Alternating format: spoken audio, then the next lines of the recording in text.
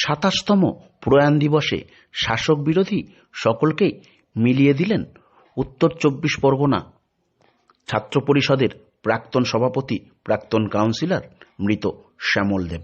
২৭ বছর আগে এক ভয়াবহ টেকার দুর্ঘটনায় বারাসাত যাবার পথে মৃত্যু হয়েছিল এই জনপ্রিয় নেতার। তার প্রয়াণ দিবস এদিন পালিত হল শ্যামল দেব স্মৃতিরক্ষা কমিটির উদ্যোগে অশোকনগরের বিজয় ফার্মেসি মোড়ে। উপস্থিত ছিলেন শাসক বিরোধী থেকে তার অসংখ্য গুণমুগ্ধরা। শ্যামল দেব স্মৃতিরক্ষা কমিটির পক্ষে মৃন্ময় ব্যানার্জি জানান, শ্যামল দেব এমনই মানুষ ছিলেন, সকলকে মিলিয়ে দিতে পারতেন। কাজের মানুষ, সকলের প্রিয় হয়ে ওঠার ক্ষমতা ছিল, যে গুণ এখনকার নেতাদের মধ্যে দেখাই যায় না। উপস্থিত ছিলেন সিপিএম নেতা থেকে শুরু করে। প্রয়াত শ্যামল দেবকে এদিন ফুল দিয়ে শ্রদ্ধা জানান হাবড়া ২ পঞ্চায়েত সমিতির কর্মাধ্যক্ষ প্রবীর মজুমদার, প্রাক্তন কাউন্সিলর সিদ্ধার্থ সরকার, ৬ নম্বর ওয়ার্ডের বর্তমান কাউন্সিলর রেশমি ভট্টাচার্য মাইতি, বিক্ষোভপ্রেমী বঙ্কিম চক্রবর্তী সহ প্রমুখ। শ্যামল দেবের মতো নেতা, রণদাদের মতো নেতা, অর্থাৎ আরেকজন অশোকনগরের মহান ছাত্র নেতা ছিল রণজিৎ চক্রবর্তী।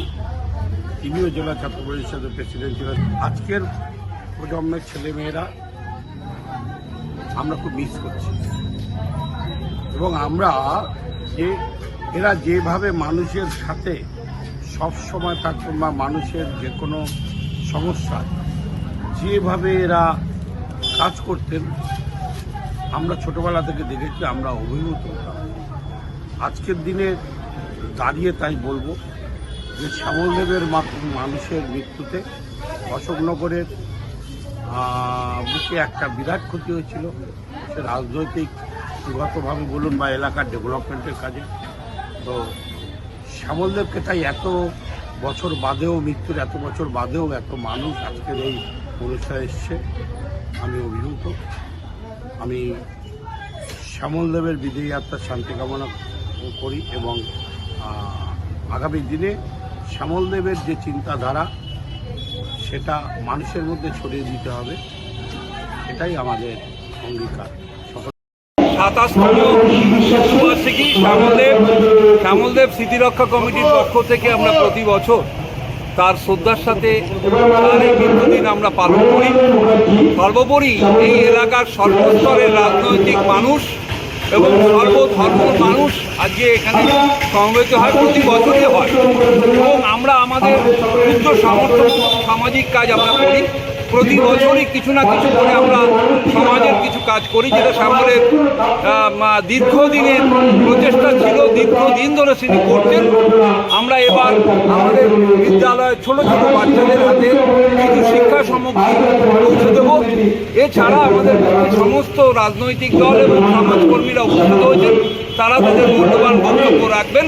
আগামী দিনে আমরা এই শ্যামল দেব স্মৃতিরক্ষা কমিটির পক্ষ থেকে আমাদের একটাই আবেদন, মানুষের দল মত নির্বিশেষে সমস্ত মানুষকে সম্মিলিত হওয়ার প্রয়োজন, সমাজের মানুষকে সমাজকে বাঁচিয়ে রাখার।